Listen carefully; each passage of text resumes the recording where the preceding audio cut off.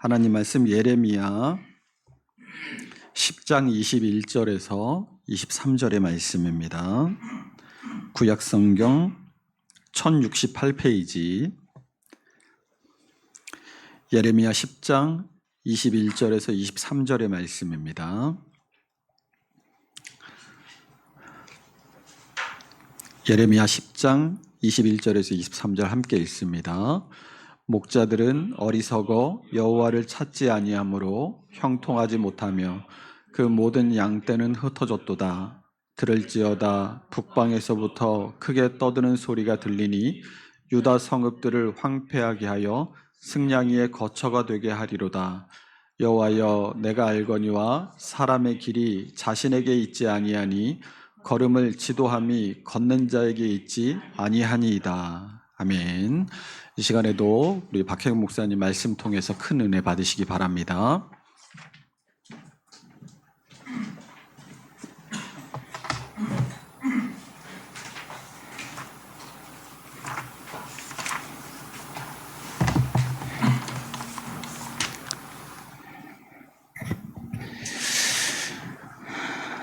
이 구약 성경 가운데 저는 이 예레미야서를 정말 즐겨 찾아 읽고 또 연구도 하고 하는데, 이 예레미야서를 제가 좋아하는 이유가 있습니다. 예레미야서는 구약 성경 전체 가운데 어쩌면 오늘 우리 시대에 우리 교인들의 그 신앙의 상태를 가장 적나라하게 잘 보여주는 성경이라는 생각이 들어서 이 성경을 제가 자주 읽습니다. 또 이 성경을 연구하고 가르치는 걸 좋아하는데, 오늘은 예레미야 10장 21절부터 23절의 말씀을 가지고 오늘 말씀을 한번 살펴볼까 합니다. 근래에 그 영국의 성공의 목사들 가운데 70명 이상이나 되는 사람들이 그 믿음의 바다라는 단체에 가입한 것이 문제가 돼서 신문에도 보도가 된 적이 있었습니다. 물론 뭐 우리나라에서 일어난 일은 아닌데 영국에서 일어난 일이기도 합니다. 근데 목사들이 이 단체에 가입한 것이 세간의 주목을 받은 이유가 이 단체의 성격 때문입니다. 제목은 믿음의 바다 이렇게 되어 있으니까 그럴싸하잖아요. 그런데 이 단체는 기본적으로 성경이 가르치는 모든 것을 부정하는 단체입니다. 이 제목과는 다르게 하나님이 살아계신 것도 부정하고, 이 기록된 성경이 있죠? 이 성경이 그 하나님의 모호한 계시의 말씀이란 것도 부정하고, 예수님의 동정녀 탄생, 예수님의 부활 전부 다 부정하는, 어떻게 보면 아주 사악한 적그리스도적인 단체라고 봐도 되는데, 이런 단체에 현직 목사들이 가입했으니까 문제가 될 수밖에 없죠. 이 단체가 1980년대에 시작됐는데 처음에 이제 시작할 때는 소수로 시작했다가 이 근래에는 800명 이상의 회원이 가입되어 있다고 보도가 됐어요.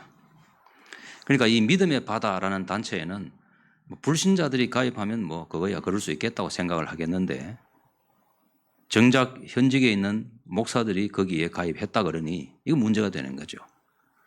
근데 이 단체에는 그 복음주의 교단에 소속되어 있는 목사들도 다수가 있고, 로마 가톨릭 교회의 사제들도 여기에 가입했다는 거예요. 제가 말씀드렸죠. 이 믿음의 바다라는 단체가 예수님의 그 동정녀 탄생을 부정하는 단체입니다, 이게. 그러니까 여기에 소속되어 있는 목사들이 성탄절이 되면 그 설교를 어떻게 하겠어요? 여러분, 성탄절의 가장 중요한 것은 예수님이 그 성령으로 잉태되어 출생했다 하는 사실이거든요. 오늘은 제가 시간이 없어서 여기에 대한 강론을 못하지만, 여러분, 우리 구원에 있어서 반드시 우리가 믿음으로 믿고 따라야 되는 것 중에 하나가 무엇인가 하면 예수님의 동정녀 탄생이에요. 그러니까 예수님이 어떤 육신의 아버지가 없이 오로지 하나님으로 인해서 태어났다고 해야만 우리 구원이 성립을 합니다. 어쨌든. 근데 어쨌든 이 예수님의 동정녀 탄생을 부정하는 단체에 가입한 목사가 성탄절이 되면 그 설교가 좀 어렵잖아요. 그래서 한 번은 인터뷰를 하는데 기자가 이렇게 물었어요. 이런 상태로 만약에 성탄절이 되면 설교는 어떻게 하십니까? 그랬더니 이 소속되어 있는 목사가 자기 이름은 밝히지 말라는 단서를 붙이면서 이렇게 대답을 했어요. 뭐 어쩔 수 없이 하나님 아버지의 성탄은 없다고 설교를 해야 되지요. 이렇게 말을 하는 거야. 그러니까 이 땅에 오셔가지고 사람이 되신 이는 하나님의 아들이잖아요. 그러니까 하나님의 아들의 성육신, 말하자면 동정녀 탄생을 자기는 마음으로 믿지 않으니까 설교는 해야 되겠고, 그러니까 뭐라고 하는 거 아니? 하나님 아버지의 성탄은 없다고 그런 식의 설교를 한다는 거죠. 그러니까 교인들이 들으면 정말 충격을 받을 그런 말을 그대로 하기는 좀 어렵고, 그렇다고 나중에 폭로될 일을 감출 수도 없으니까 그런 식으로 둘러댄다는 거죠.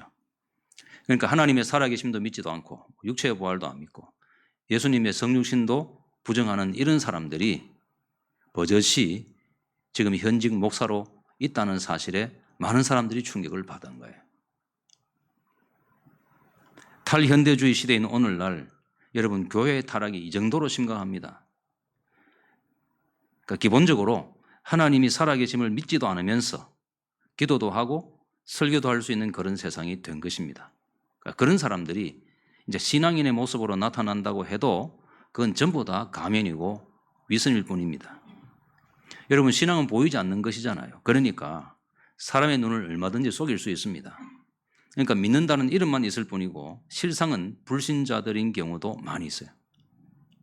그러니까 이런 일은 전혀 우리들에게 낯선 일이 아닙니다. 이게 과거에 예레미야가 살아있을 당시에도 그런 문제가 심각했고, 조나단 에드워드라고 미국의 유명한 신학자가 목회했던 지금부터 한 300년 전 그 미국이 종교적으로 뜨거웠던 그 시대에도 이런 문제가 있었고, 오늘날 우리 시대에도 이 문제가 있는 거예요. 그러니까 주님이 오시는 날까지 이 지상에 있는 교회에서 이런 문제는 계속될 것이라고 봐야 됩니다.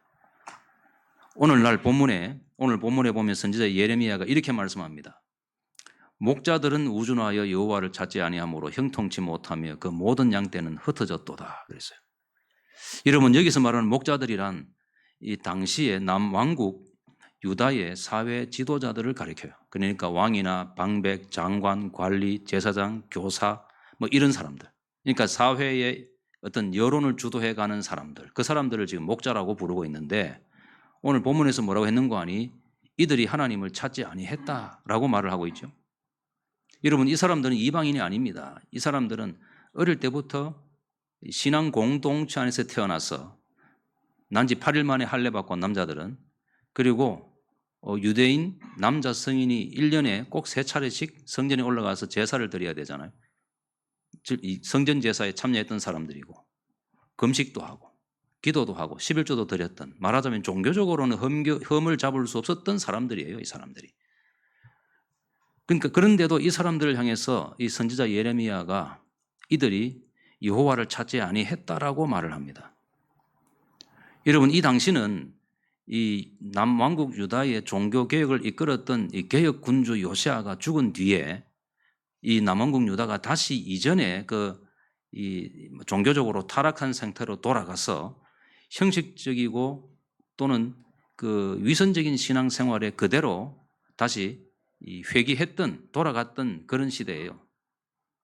그러니까 다시 우상숭배나 또는 형식적인 신앙이 아주 만연했던 그런 시대였습니다. 그렇지만은 전통적인 성전 제사는 그대로 존속되고 있었고, 뭐 유월절이나 이런 주요 절기도 그대로 다 지키고 있었어요. 그렇기 때문에 여기 본문에서 하나님을 찾지 아니했다는 이 말이 성전 제사를 드리지 않았거나 또는 하나님께 예배를 빠뜨리거나 또는 하나님께서 모든 유대인들에게 요구하는 뭐 11조나 또는 교인으로서의 의무를 저버렸다, 그런 뜻이 아닙니다. 본문의 의미를 파악할 수 있는 단서가 예레미야 12장에 있습니다. 그러니까 여호와를 찾지 아니했다는 이 말의 정확한 의미가 무엇인지는 예레미야 12장에 나와요. 12장 2절에 보시면 이렇게 기록했습니다. 주께서 그들을 심으심으로 그들이 뿌리가 박히고 장성하여 열매를 맺었거늘 그들의 입은 주께 가까우나 그들의 마음은 머니이다 그랬어요. 약간 암호 같은 이 말의 의미가 무엇인가 하면, 오늘 본문에 등장하는 여기 입과 마음이라는 말이 나오죠. 이게 굉장히 말하자면 일종의 상징적인 비유적인 표현인데 여기서 말하는 입이 죽게 가깝다는 말, 마음은 멀다는 이 말은 두 개의 관점을 서로 대조하는 겁니다. 여기서 입이란 그 인간의 관점을 말합니다. 그러니까 겉으로 보이는 바, 그들의 모습을 지금 입이라는 말로 표현하는 거예요. 그러니까 그들이 겉으로 보이는, 겉에 사람의 눈으로 보이는 바 그들은요, 영락없는 신자들이에요. 그러니까 그들이 겉으로 나타난 모습을 보면 그들은 여호와 하나님과 가까운 사람들이에요. 종교적인 사람들이거든요. 반면에 그 마음이라고 되어 있는데 이 마음은 하나님의 관점을 말해요. 그러니까 하나님의 관점으로 보면 그들은 여호와 하나님으로부터 종교적으로 멀리 떨어진 사람이다. 그 말인 거예요. 그러니까 이 지금 무슨 말인가 하면 당시에 이 유다 사회를 이끌어가고 있는 사회의 지도층 인사들이 외면적으로는 그건 충실한 신자들이에요. 하나님께 가까워요. 이 신약 성경에도 보면 멀리 있는 자 또는 가까이 있는 자라는 표현이 나오는데 이건 어떤 공간적인 의미가 아니라 종교적인 의미예요. 그러니까 종교적으로 하나님께 가까운 사람들이야 딱 보면. 왜냐하면 기도도 아주 청산유수예요. 예배 충실하게 지켜요. 생활 가운데 하나님의 말씀을 줄줄 암송하는 사람들이에요. 그러니까 이 사람들은 그 인간의 관점으로 보면 이 사람들은 정말 충실한 신자예요. 그런데 사람의 흉부를 꿰뚫어 보시는 하나님의 관점으로 보면 이 사람들은 종교적으로 하나님과 멀리 떨어진 사람들이야. 이 사람들은 이방인과 같은 사람들이에요. 이 종교적으로 멀다는 말은 이방인을 가리키는 말인데 오늘 그들의 입은 죽게 가까우나 그 마음은 머니이다. 이 말은요. 그들이 하나님의 관점으로 볼 때는 그들은 이방인과 다를 바 없다는 거지. 여러분 사람은 사람의 외모밖에 못 보지 않습니까? 그러니까 보는 것과 듣는 것이 전부입니다. 그런데 하나님은 사람의 중심을 보시는 분입니다. 그러니까 그런 하나님의 눈으로 볼 때 이 사람들은 이방인과 같은 사람들이에요. 그런 의미에서 그들은 종교적으로 위선자예요.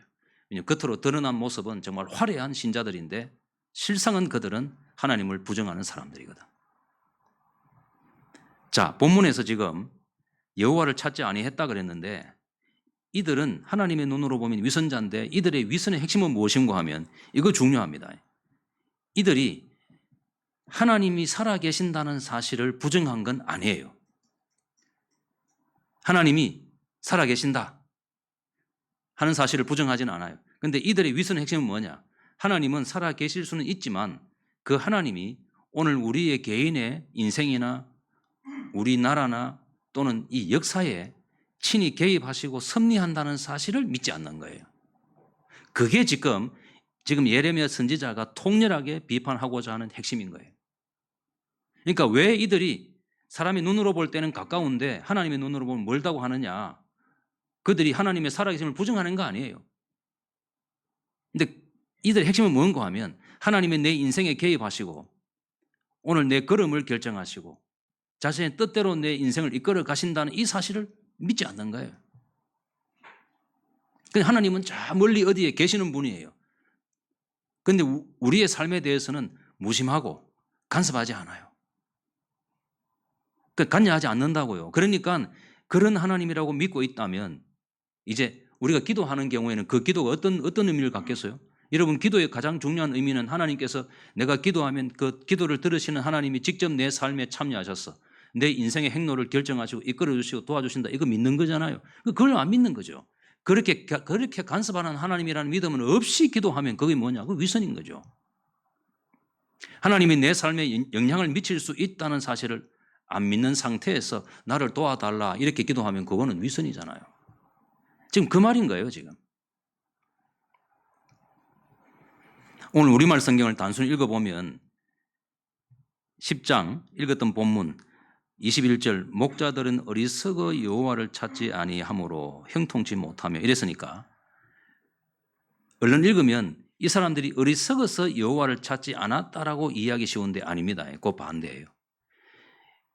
히브리어 원문을 보면 여기 보면 어리석다는 말하고 여호와를 찾지 아니했다는 말의 시제가 좀 달라요. 여기 어리석다는 말은 현재 시제로 돼 있고 여호와를 찾지 찾지 않았다는 요 말이 현재 완료 시제로 되어 있어서, 그러니까 여호와를 찾지 않은 것이 어리석게 된 것보다 먼저 있었던 사건처럼 적고 있어요. 그래서 요한 칼빈의 주석을 보면 이 칼빈 선생도 역시 그렇게 번역을 했어요. 그렇게 해석을 했어요. 그러니까 이들이 어리석어서 여호와를 찾지 않은 것이 아니라 여호와를 찾지 않았기 때문에 그들이 어리석어진 거예요. 그 말을 하고 있는 거예요. 그러니까 하나님께서 오늘 내 삶에 직접 참여하시고 오늘 내 걸음을 인도하시고 또 믿음으로 잘 사는 자에게 상 주시고 때로는 내가 죄를 범하면 하나님이 직접 내 삶에 찾아오셔서 징계도 하신다는 이런 사실을 전혀 믿지 않아요. 믿지 않기 때문에 그들이 입술로는 기도해도 마음으로는 그 기도가 하나님께 전달되고 하나님께서 내 삶에 친히 강림하셔서 도와주신다는 그런 믿음이 없이 소리만 내는 거죠. 그런 기도. 그러니까 이 기도는 하나님을 향해 드리는 기도가 아니라 그냥 아무런 목표도 없이 그냥 내뱉는 자기 개인의 독백이거나 혹은 사람이 들으라고 하는 기도일 뿐인 거죠. 이런 사실은 예레미야 5장 12절을 보시면 더 분명해집니다. 5장 12절 말씀, 그들이 여호와를 인정치 아니하며 말하기를, 이 기가 막힌 말씀이 나와요. 여호와는 계신 것이 아닌즉 재앙이 우리에게 임하지 않을 것이요 우리가 칼과 기근을 보지 않을 것이며, 이렇게 돼 있어요. 이게 보면 여호와는 계신 것이 아닌적이란 말이 나오죠. 여러분, 이 말이 하나님의 존재 부정을 뜻하는 게 아닙니다. 그러니까 하나님은 살아계시는, 하여튼 존재하는 하나님이라는 사실을 부정한다 이런 뜻이 아니에요.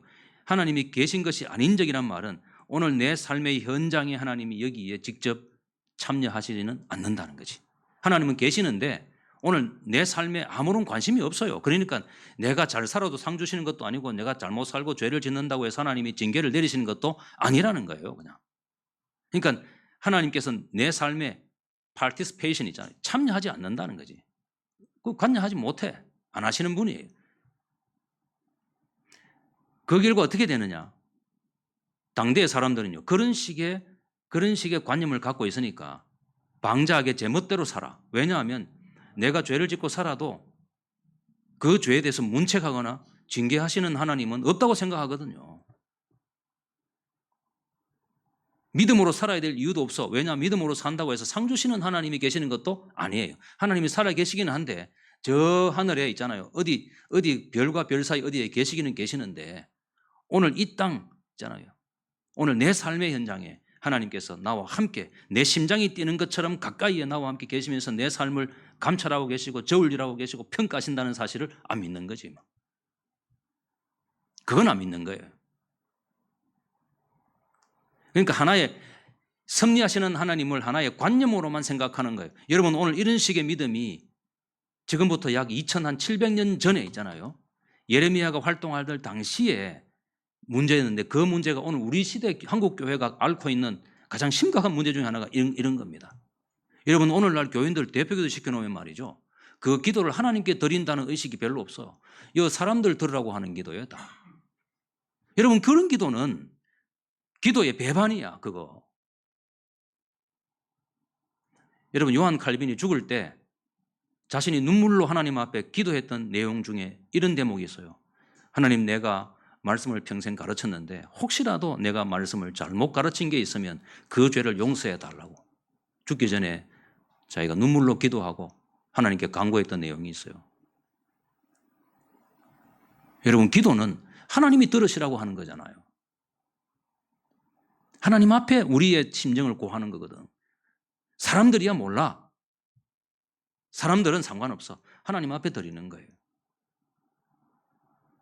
그러니까 한국교회의 지금 신앙의 문제를 보면 전부 이런 식의, 말하자면 하나님이 내 삶의 가장 중요한 결정권자가 되신다는 사실에 대한 믿음이 없는 채로 기도하고 예배하고 살아가는 거예요. 여러분, 우리나라의 봉황, 해태 이런 것들은 좀 상상의 동물이잖아요. 인간의 관념에만 존재하고 있는 것이고 실제하는 것이 아니죠. 그러니까 이와 비슷하게 당시에 이 유대인들에게는 역사와 인생을 다스리시는 하나님, 이 개념이 일종의 하나의 관념적 체계에 불과했던 거예요. 그냥 머릿속에 있는 거예요, 저게.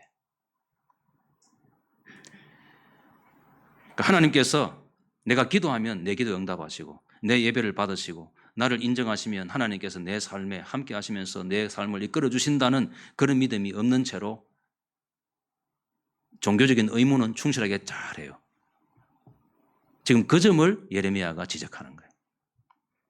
자, 이렇게 되면 어떤 일이 벌어지는고 하니 어려움을 당해가지고 심각한 어려움에 봉착하면 제일 먼저 하나님을 찾지 않고 사람을 찾아 인간적인 방식만을 고안해내요.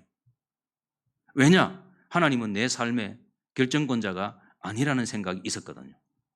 이해되시죠? 문제가 이렇게 되는 거예요. 어려움에 봉착하면 제일 먼저 인간적인 방법을 생각해내요. 합리적으로 고민을 해요. 그리고는 하나님을 찾지도 않아. 왜냐? 하나님은 상관없는 존재거든, 자기한테. 2006년에 미국 노스캐롤라이나 주도가 샬롯인데요. 이 샬롯에서 발행하는 지방 신문이 있습니다. 이 신문에서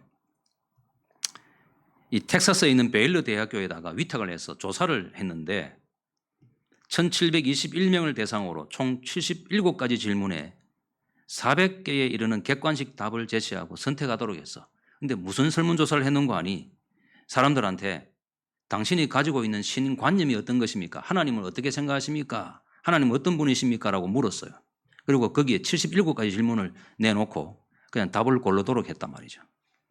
했더니 그 설문에 응답했던 사람들이 자신이 갖고 있는 하나님에 대한 관념이 크게 4가지로 정리가 됐다는 거예요. 첫 번째는 권위적인 하나님, 그러니까 명령하고 그냥 그 명령에 따르기만을 요구하는 그런 하나님으로 인식하고 있는 것이 첫 번째. 두 번째는 마음씨 좋은 친절한 이웃집 아저씨 같은 하나님, 그런 개념이 있었어요. 그러니까 내가 뭐 어떻게 하든지 간에 죄를 지어도 언제나 오냐오냐 하는 그런 분으로 생각한다는 거죠. 세 번째는 하나님은 언제나 사람의 죄와 결점만을 현미경을 가지고 찾는 분, 그렇게 생각하는 분이 그런 관념이 있었어요. 네 번째가 뭐냐? 저 멀리 계시는 무심한 하나님. 하나님은 자기 생활이 너무 바빠.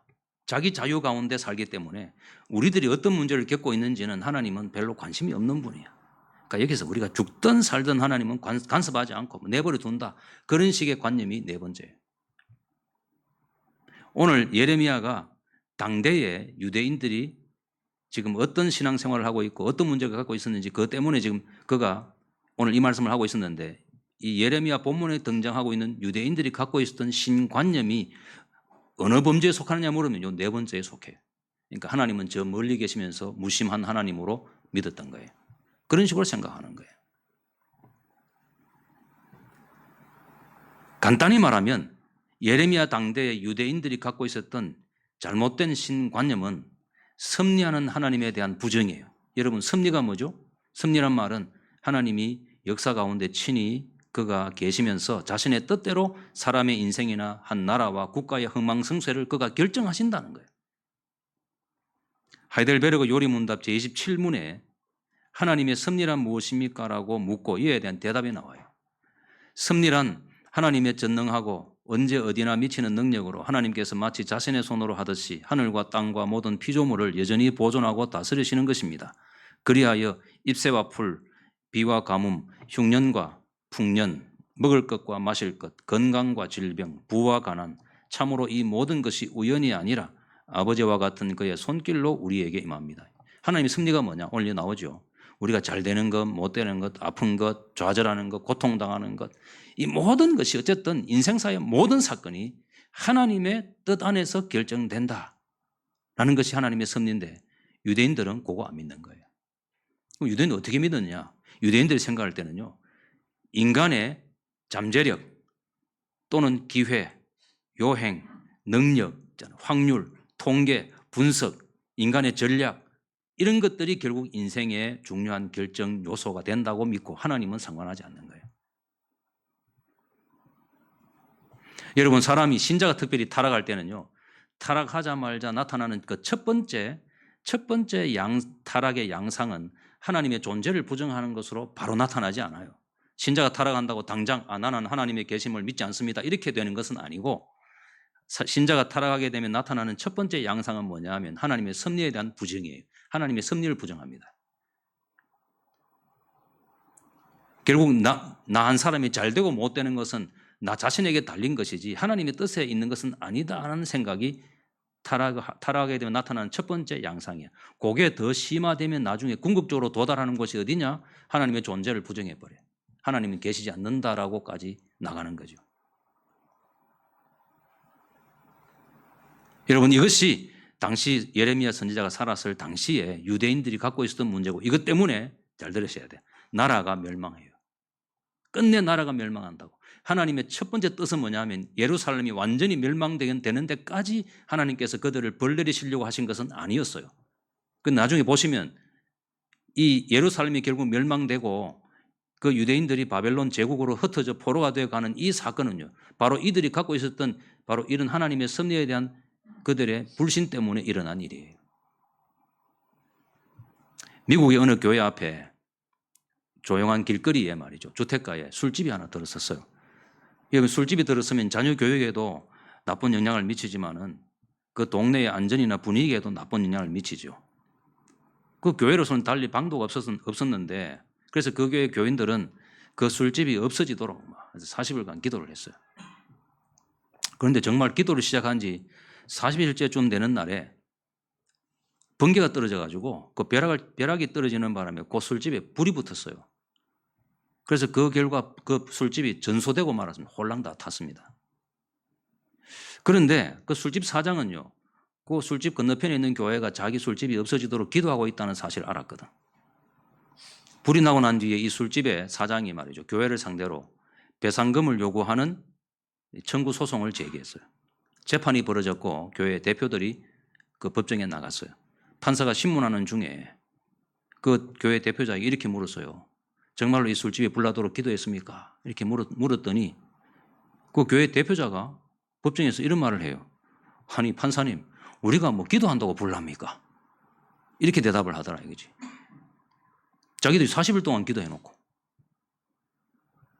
여러분, 물론 이거는요, 이 지어낸 이야기예요. 실제로 그런 일이 있었던 건 아닌데, 이게 이제 결국 신자들의 위선적인 신앙을 폭로하기 위해서 하나의 풍자적인 비유라고 보시면 돼요. 여러분, 사람이 하나님을 믿는다라고 할 때 그 믿는다는 말의 의미는 사람마다 다 달라요. 그런데 성경은 하나님이 자기를 찾는 자에게 친히 상 주시는 자이심을 믿는 것이 바른 믿음이라고 말씀합니다. 히브리서 11장 6절에 보면 믿음이 없이는 기쁘시게 못하나니 하나님께 나아가는 자는 반드시 그가 계신 것과, 그 다음 대목이 중요해요. 그가 계신 것과 또한 그가 자기를 찾는 자들에게 상 주시는 이심을 믿어야 할지니라 그랬어요. 그러니까 하나님의 살아계심도 믿어야 되고, 그 다음에 더 나아가서 자기를 찾는 자에게 상 주시는 자이심을 믿어야 된다 그랬어요. 그런데 예레미야 당대의 교인들은 어디까지만 믿었느냐? 하나님이 계시는 것은 믿었지만 하나님이 친히 자기를 찾는 자에게 상 주신다는 사실은 못 믿었던 거예요. 그건 믿지 않는 거예요. 이런 반쪽짜리 신앙을 가진 유대인들이 결국에는 사회의 지도층이 될 때 그 나라에는 희망이 없는 겁니다. 여러분, 하나님께서 우리의 삶에 얼마나 가까이 계시느냐 하면 말이죠, 우리의 심장 박동 소리보다 우리들 가운데 더 가까이 계십니다. 우리가 상상하는 것 이상으로 하나님이 우리들 삶의 현장에 가까이 계신다고요. 정말. 그래서 매 순간 내 마음에 일어나는 생각이며 내 마음의 여러 가지 움직임을 하나님은 마치 우리가 이 자연 만물의 현상을 눈으로 보는 것처럼 그가 관찰하시고 평가하고 저울질한다고 성경이 말씀한다고요. 그만큼 하나님이 우리의 삶에 가까이 계십니다. 여러분, 우리가 기도할 때 우리의 기도의 내용이 우리가 하나님 앞에서 잘 서술해야 하나님이 그 기도를 받으시고 도와주신다고 생각해서는 안 됩니다. 성경에서 뭐라고 하는가 하면 우리가 기도하기 전에 이미 우리가 어떤 일을 겪고 있는지, 우리에게 가장 필요한 것이 무엇인지, 우리가 무엇 때문에 힘들어하는지를 하나님은 아신다고요. 그렇게 말씀합니다. 그러니까 기도의 효력은 우리가 얼마나 정확하게 우리가 겪고 있는 사건에 대해서 진술하는가에 달려 있는 것이 아니라 우리 마음 중심이 정말 하나님을 얼마나 의지하는가에 달려 있다는 사실을 기억해야 돼요. 여러분, 한 나라의 지도자라는 사람들의 믿음이 이렇게 반쪽짜리고 위선적이고 공허하고 추상적인 거예요. 하나님을 그저 이론적인 존재라고만 생각하는 거예요. 여러분, 미국에서 신학교에 이제 이렇게 다녀보잖아요. 신학교의 교수들 가운데는 아예 불신자들인 경우가 많아요. 그런 사람들이 있어요. 그 신학을 가르치는데 신약도 가르치고 구약도 가르쳐요. 그런데 이분들이 신자가 아니에요. 더 놀라운, 나도 충격을 받았는데 본인 스스로 나는 신자가 아니라고 말하는 내가 신약 교수를 만난 적이 있다니까요.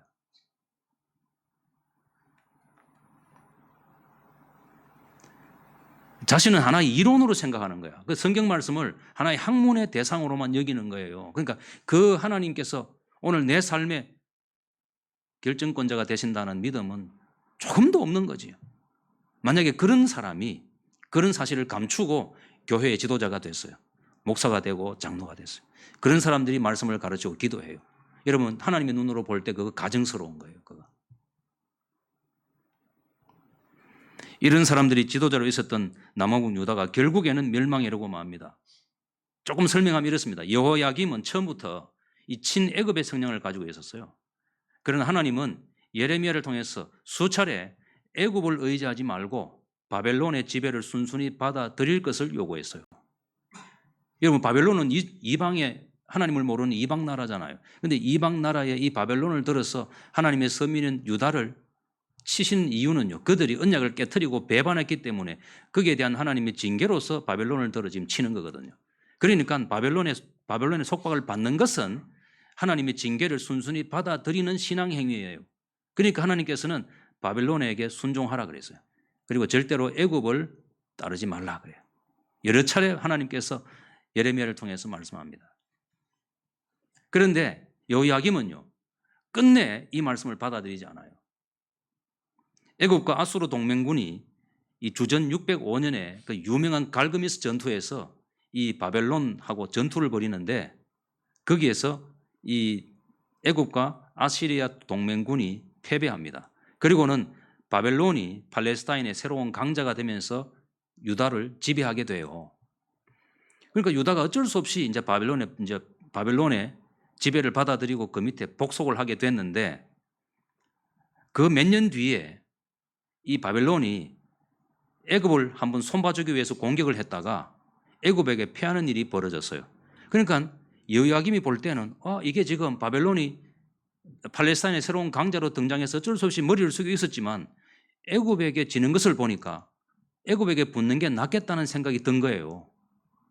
그래서 즉시로 태도를 바꿔가지고 애굽에 바벨론에게 충성하겠다는 맹세를 저버리고 다시 애굽과 동맹을 맺어요. 이 사실을 들은 바벨론이 대군을 몰고 와가지고 결국에는 예루살렘을 완전히 무너뜨리고 모든 백성들을 포로로 잡아갑니다. 이때가 주전 606년이에요. 그러니까 1년 뒤에 벌어진 일이라고요, 이게. 선지자를 통해서 애굽을 의지하지 말고 바벨론을 섬기라고 거듭 경고했는데도 그 말을 듣지 않아서 결국 나라가 망국에 이르게 된 거야. 그런데 이렇게 망국에 이르게 된 원인을 잘 들여다보면 결국 방금 말한 것처럼 그들이 여호와는 계신 것이 아니다 하는 생각을 갖고 있었기 때문에 선지자 예레미야 말을 귀담아 듣지 않았던 거예요. 자기들이 생각할 때는 나라를 보존하고 지키는 것은 눈에 보이지 않는 어떤 하나님의 섭리가 아니라 군사력이 필요하고 경제력이 필요하고 군인들이 필요하다는 생각만 하고 있거든요. 그런데 그 모든 것을 이민해서 움직이는 자는 누구냐? 하나님이란 말입니다.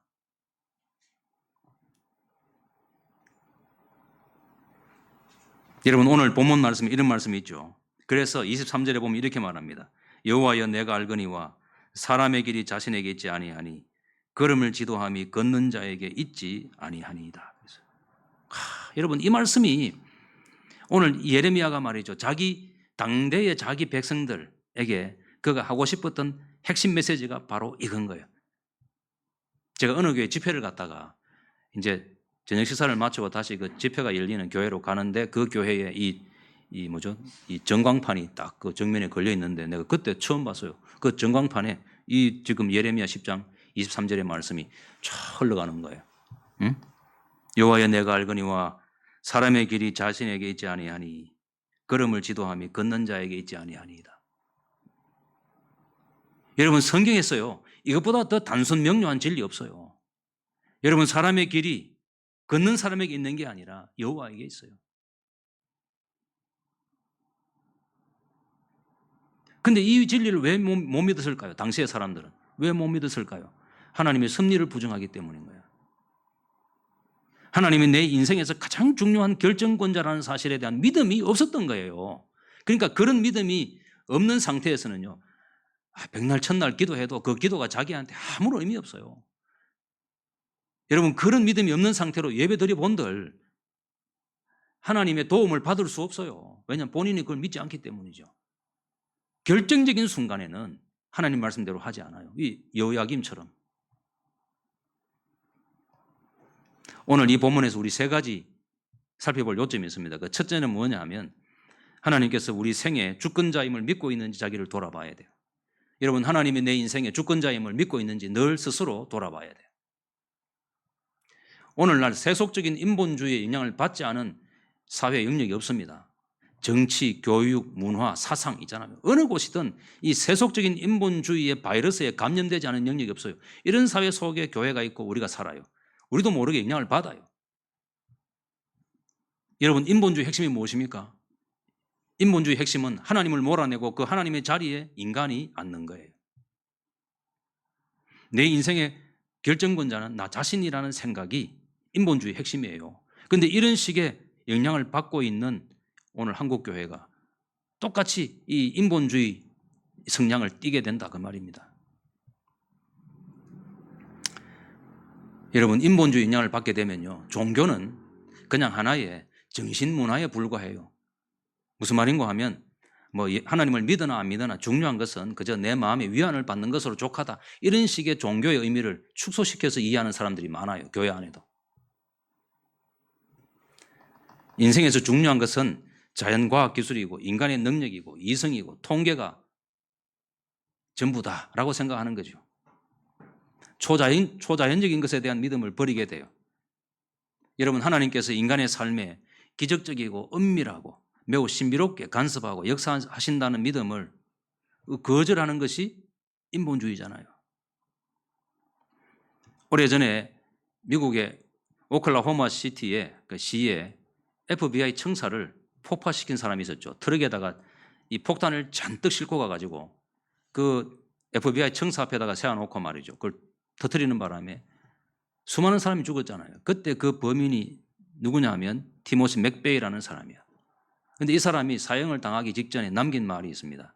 나는 내 운명의 주인, 내 영혼의 선장이라는 말입니다. 여러분 이 말은 말이죠. 자기가 고안해놓은 말이 아니에요. 이거는 지금 인본주의자들이 슬로건처럼 믿고 따르는 하나의 자기 신앙입니다. 이게. 그러니까 내 인생은 홀로 내 것이다 생각하는 거야. 내 인생은 내 것이다 라고 생각해요. 내 인생에 일어나는 모든 일들은 결국 내가 결정한다는 거예요. 필립 얀시라는 사람이 이 맥베이를 두고 이런 말을 했어요. 그는 세속적인 인본주의에 감염돼 희생된 사람이다 그랬어요. 그리고는 이런 말을 했습니다. 당신이 불행해지기를 원하십니까? 그렇다면 하나님을 추방하십시오. 하나님을 거절하십시오. 그리고 기도를 거절하십시오. 정말 행복해지기를 원하십니까? 그렇다면 하나님을 당신의 생애 주인으로 복귀시키십시오. 그리고 하나님 앞에 엎드려 기도하는 것을 배우십시오. 그래서 여러분 하나님을 믿는다는 사람들이 형통하지 못한 이유가 무엇입니까? 난 잘 믿는데 내 나름대로는 신앙생활 열심히 했는데 형통하지 않은 이유가 무엇입니까? 물으면 여러분 성경에서 대답은 두 가지입니다. 기억하셔야 돼요. 첫 번째는요. 신앙생활을 잘하는 사람이 형통하지 못할 때는 하나님께서 그로 하여금 시험을 당하게 하셔서 믿음의 연단을 주시기 위해서 주시는 고난일 수도 있어요. 그러니까 신앙생활을 잘하는 사람이라도 고난받을 수 있어요. 하나님께서 일정한 기간 동안에 그로 하여금 고난을 통해서 연단받게 하시고 성숙해 하기 위해서 고난 주시기도 한다고. 두 번째 원인은 무엇이냐? 자기 신앙이 위선적이기 때문에 그런 거예요. 오늘 예레미야는 이 두 번째 문제를 다루고 있습니다. 당대의 사람들이 형통하지 못했던 이유가 무엇인가 하니 그들의 몸은 성전에 있었지만 그들의 마음의 중심은 하나님과 멀었습니다. 성전을 정기적으로 찾았지만은 진심으로 하나님을 찾은 것은 아니었어요. 그래서 그들은 잘 될 수가 없었던 것입니다. 그래서 선지자는 목자들이 우준하여 여호와를 찾지 아니했다 그랬어요. 여러분, 오늘 우리 시대에 가장 절실한 회복의 과제가 있다면 하나님의 섭리에 대한 믿음을 회복하는 거예요. 오늘 우리는 이 점에서 모두 다 회개를 해야 됩니다. 하나님을 성경이 가르치는 만큼 인정하지 않는 거죠. 여러분, 사람의 인생사가 해 아래 세상에서 모두 결정되는 것으로 생각하고 살고 있어요. 여러분, 우리 그렇게 생각하지 않아요? 빽이 있어야 된다 그러고 인맥이 있어야 된다 그러고 있잖아요. 좀 요행이 따라야 된다 그러고 기회가 좋아야 된다 그러면서도 하나님께서 나를 도우셔야 된다는 믿음은 첫 번째가 아닌 거죠. 그게 세 번째, 네 번째 혹은 아예 없기도 해요. 여러분, 산에 가면 이 멧돼지가요 도토리를 좋아해요. 그래서 이 도토리를 막 주워 먹는데 이 도토리가 땅에 떨어져 있으니까 이 도토리가 땅에서 나는 줄 알고 이 발굽으로 말이죠 땅을 막 판다고. 근데 원래 도토리가 땅에 나는 게 아니에요. 지 머리 위에서 떨어지는 거거든 저게. 여러분, 우리 인생에서 중요한 각양 좋은 은사가 성경에 뭐라고 되어 있습니까? 하늘로부터 아버지께서 우리에게 주시는 것이라 그랬어요. 우리 인생에서 좋은 것들은 전부 다 하늘에서 하나님께서 선물로 주시는 거거든. 저절로 나는 것도 아니에요. 사람이 발굴해내는 것도 아니에요. 사람이 재능으로 구원해낼 수 있는 것도 아니에요. 그건 하나님이 주시는 선물이에요. 그러므로 오늘 우리 인생에서 가장 중요한 일은 바로 하나님이라는 사실을 마음으로 믿으시는 은혜가 있기를 바랍니다. 빌 게이츠가 이런 말을 했습니다. 이 사람이 미국에서는 뭐 첫 번째, 두 번째 가는 부자 아니겠어요? 나에게는 단순하지만 강한 믿음이 있습니다. 정보를 어떻게 수집하고 관리하며 활용하는가에 따라서 사업의 성패가 좌우됩니다. 여기 하나님은 한 번도 언급 안 돼요. 여러분, 우리는 하나님을 저 멀리 계시는 그런 분으로 생각하는 경향이 있어요. 선지자 이사야는 이런 말을 합니다. 53장 6절입니다. 우리는 다 양 같아서 그릇 행하여 각기 제 길로 갔거늘 그랬는데 이 제 길로 가다는 말의 문자적인 의미는 무엇인가 하니 자기가 옳다고 생각하는 길로 간다 그런 뜻이에요. 우리가 역시 이렇게 하잖아요. 중요한 결정을 앞두고 기도를 하잖아요. 여러분들은 중요한 결정을 앞두고 기도하다가 처음에 기도하기 전에 내가 품었던 어떤 결심, 결정, 나름대로 자기 원하고 있었던 욕망 그것을 버리고 완전히 다른 아버지께서 우리에게 요구하시는 그 길로 가기로 결정해 보신 경험이 있습니까? 잘 없죠. 왜냐하면 우리는 기도하기 전에 이미 내가 어떤 방향으로 가기를 원한다는 나름대로의 보관을 가지고 기도해요. 그리고는 기도를 마쳐도 그 방향 그대로 갑니다.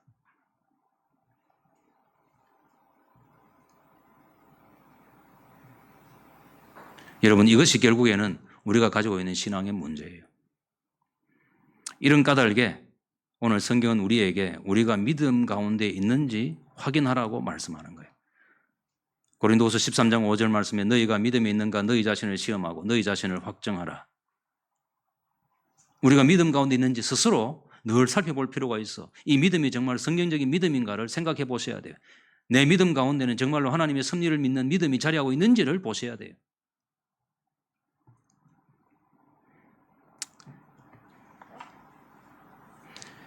(1994년도) 갤럽 조사에 따르면 한국인 48%가 사주와 관상을 믿는다 그래요. 절반 정도가 믿는데 문제는 뭐냐? 교회의 교인들이라는 사람들도 이런 사주 팔자 점 보는 집을 들락거린다는 사실에 있어요. 여러분, 교인이 점 보러 다닌다 그러면 그게 상상이라도 됩니까? 그래도 점 보러 다녀요. 제가 오래전에 이 주일학교 교육전도사로 있을 때 그 교회에 이 중동부에 이 교사 가운데 뭐 여선생님 한 분이 이제 신년 첫 주일 예배를 마쳤는데 마치고 난 다음에 그 교사실에서 다른 분들하고 대화를 하는데 무슨 이야기를 하는 거 하니까 자기가 말이 주일 되기 전에 주말에 이 사주를 보고 왔다는 거야. 근데 원래는 자기가 결혼을 한다고 사주가 나왔다. 그러면서 친구들하고 이야기를 하는데 내가 좀 적잖이 좀 놀랐어요. 제가 충격을 받았던 거는 사주를 봤다는 것도 충격을 받았지만 그 이야기를 듣는 분도 아무도 문제의식이 없어 다 재미로 막 웃고 그러는데, 물론 재미로 봤다고 할 수 있겠지만 여러분, 그런 것들이 보이지 않게 결국 우리 불신의 증거인 거예요, 저게. 여러분, 성경에 보면 하나님이 점 보는 거 매우 미워하십니다. 그 이유가 뭔지 아세요? 하나님이 내 인생의 주권자가 되신다는 사실을 믿지 않기 때문에 점을 보는 거야. 여러분, 안 믿는 사람들은 사주가 있고 그 사주 4개의 기둥에서 다시 2개의 가지가 나오면 팔자가 되잖아요.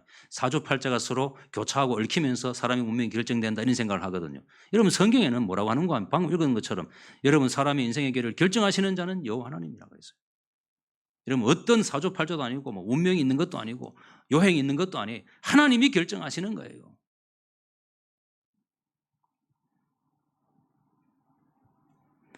여러분, 하나님을 주권자로 받아들이라는 말은 추상적인 말이 될 수 있습니다. 그렇기 때문에 이렇게 물어보셔야 돼요.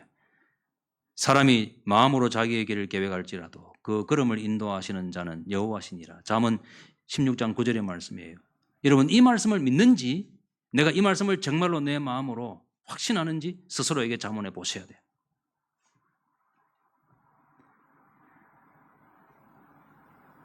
두 번째로, 오늘 이 본문에서는 죄에 대해서 심판하시는 하나님을 믿는지 스스로 자문해 보셔야 돼요.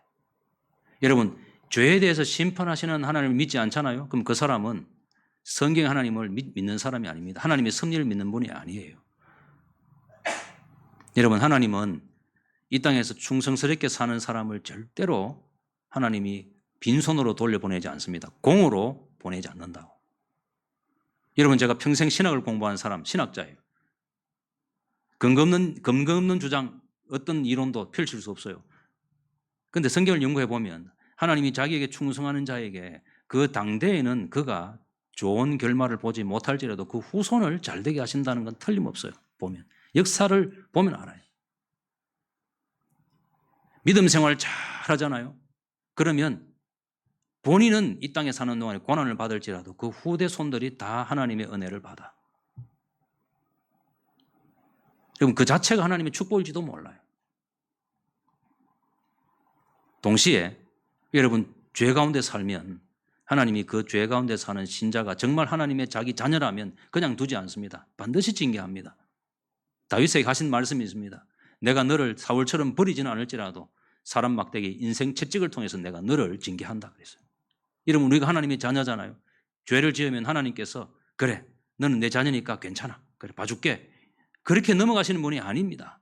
하나님은 반드시 어떤 방법을 통해서든지 간에 그 일에 대해서 징계를 하신다고요. 기가 막히게 징계가 찾아와요.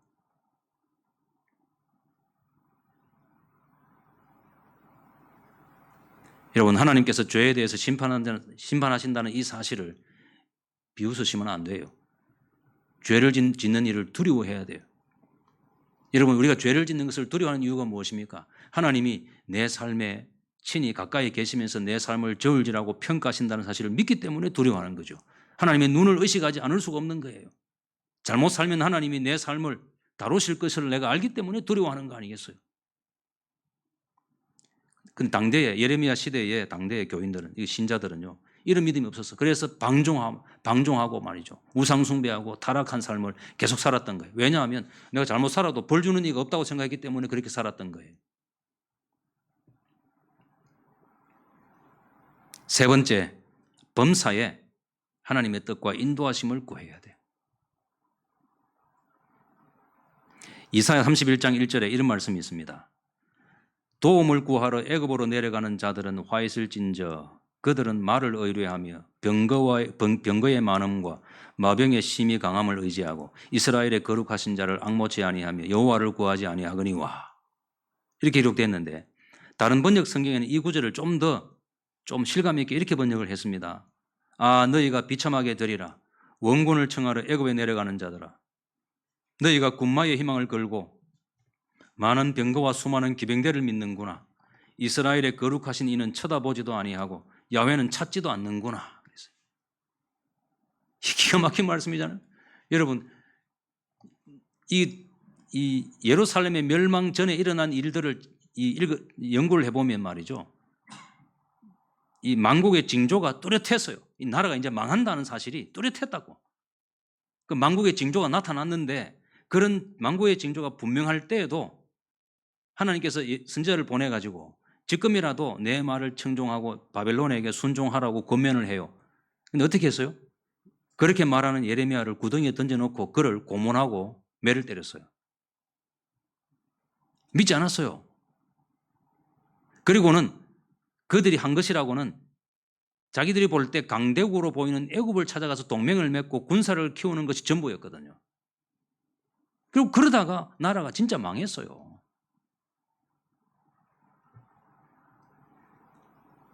본문에 있는 그대로예요. 너희가 군마의 희망을 걸고 많은 병거와 수많은 기병대를 믿는구나. 이스라엘의 거룩한 이는 쳐다보지도 아니하고 야훼는 찾지도 않는구나. 왜 안 찾겠습니까? 하나님이 역사에 섭리하시는 역사의 하나님이라는 사실을 믿지 않기 때문에 안 찾는 거예요. 여러분, 기도가 왜 안 되는지 아세요? 기도가 안 되는 이유는 대개 우리가 자기 힘이나 능력에 대한 확신이 있거나 혹은 행운이나 요행을 바랄 수 있을 만하면 기도가 안 돼요. 이게 내 힘으로 이게 살아나겠다 싶은 생각이 들잖아요. 기도가 안 된다고. 그러다가 나중에 뭐 사람 줄이니 돈 줄이니 이게 다 끊어지고 이제는 인간이 할 수 있는 모든 자원이 다 소진되고 나면 그때서야 이제 정신이 조금 들어요. 이제 하나님을 생각한다고.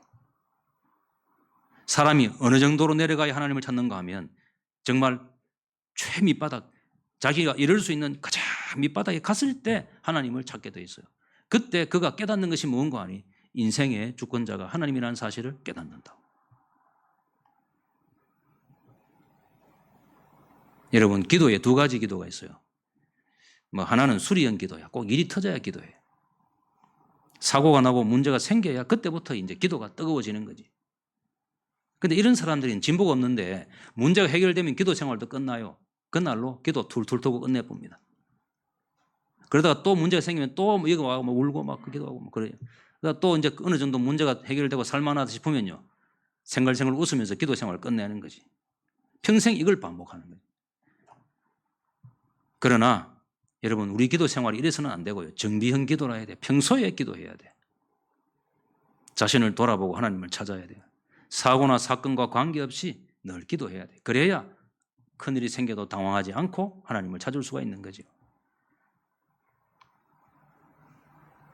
여러분, 우리가 성령을 받았다고 할지라도 자기의 판단을 믿고 살면 안 됩니다. 여러분, 인생을 살아보시면 아시지만은 여러분, 내 인생이 내 마음대로 사라집니까? 그렇게 안 됩니다.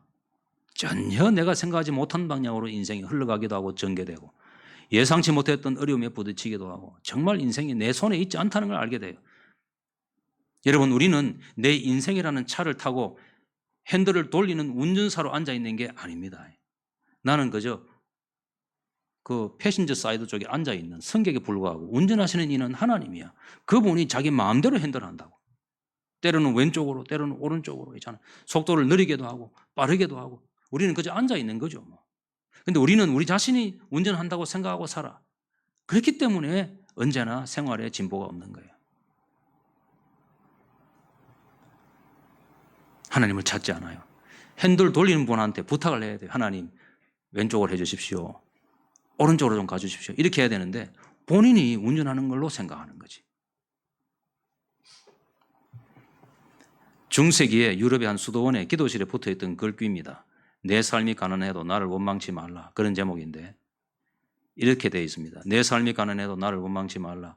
너는 나를 주라고 부르면서 나를 주인 삼지 않았고 너는 나를 진리라고 하면서 내게 배우지 않았고 너는 나를 빛이라고 하면서 나를 바라보지 않았고 너는 나를 길이라고 하면서 나를 따라오지 않았고 너는 나를 능력이라고 하면서 나를 의지하지 않았고 너는 나를 응답이라고 하면서 기도하지 않았나니 내 삶이 가난해도 나를 원망하지 말라. 여러분, 우리 삶이 왜 이럴까? 그런 고민을 해보신 적 있죠? 그 답은 여기에 있어요. 하나님을 내 인생의 주권자라고 생각하고 전심으로 그를 구하지 않기 때문인 거예요. 여러분, 우리에게도 교만과 불신앙이 자리 잡고 있음을 우리는 종종 봅니다. 전심으로 하나님을 찾지 않는 거예요. 제 방에 이제 교인들이 좀 어려운 문제가 있어서 이제 상담이라고 하러 오잖아요. 그 들어보면 정말 터무니없는 생각을 하고 있는 분들이 있어요. 오래전인데 안 믿는 남자하고 결혼하겠다고.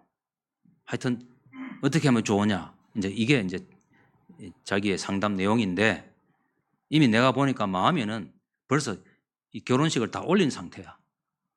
그래 놓고 어떻게 하면 좋으냐 물으면 그 뻔하잖아요. 그거 아마 아무리 금식기도 해도 자기는 자기가 결정한 대로 할 것 같은데 찾아와서 이제 상담을 해요. 그리고는 나가면서 이렇게 말해요. 제가 기도원에 가서 기도해 보려고 합니다. 근데 기도해 봐도 내가 안 봐도 저거는 결론은 하나님께서 그 남자하고 결혼하라고 하십디다라고 할 것 같아. 근데 정말 아니나 다를까. 얼마 뒤에 청첩장이 왔는데 그 남자하고 결혼한다고 나한테 연락이 온 거예요. 이러면 우리가 이렇게 사는 거지. 정말로 하나님께서 오늘 나에게 명령하신 대로 살지 아니하면 내가 형통치 못할 것이라는 생각이 없어요. 결정적인 순간엔 자기 뜻대로 해요. 여러분, 그래서 우리 삶이 이렇게 지지부진한지도 몰라요. 단 한 번이라도 진지하게 하나님 말씀대로 실천해 보는 신자들이 되시기를 바랍니다. 작은 일부터 시작해야 돼요.